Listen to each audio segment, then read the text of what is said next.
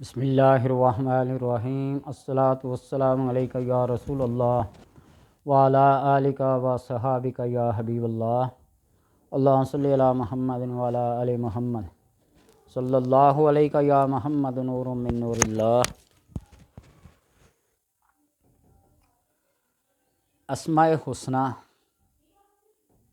کی یہ تاثیر کہ بندہ جس مقصد کے لیے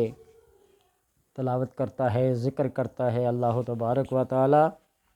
اپنے نام کی برکت کی وجہ سے اس کے سارے کاموں کو سر انجام دیتا ہے۔ جس کسی بندے سے کوئی عہدہ، کوئی منصب، ملازمت، کوئی اس کی محبوب چیز چھین لی گئی ہو، جس کی وجہ سے وہ بے چین، بے کیف اور بے سکون رہتا ہو، دن رات کا سکون اور چین اسے چھن جائے، یا ایسا شخص جو کسی معاملے میں پریشان سرگزشتہ ہو اور کوئی والی یا حاکم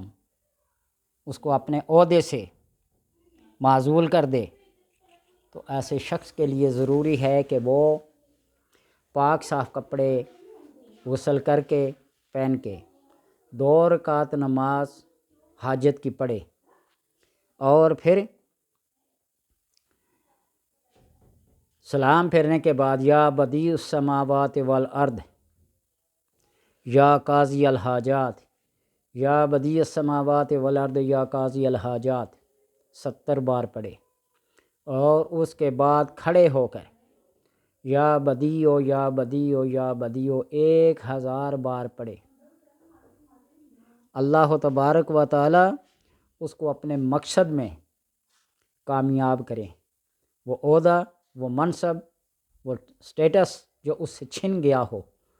اللہ تبارک و تعالی اپنے اس نام کی برکت کی وجہ سے اسے واپس لوٹا دے گا۔ کوئی چیز چوری ہو گئی ہو،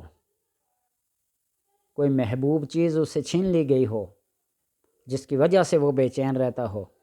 تو اللہ تبارک و تعالی اپنے اس نام کی برکت کی وجہ سے اس سے بہتر یا وہی چیز اسے لوٹا دے گا۔ یا بدیع العجائب بالخیر یا بدیع، یہ وظیفہ بھی بڑا کارآمد ہے، 12 دن تک 1200 بار پڑھے، یا بدیع العجائب بالخیر یا بدیع۔ اور اگر صرف یا بدیع کو پڑھنا ہے تو یا بدیع السماوات والارض یا قاضی الحاجات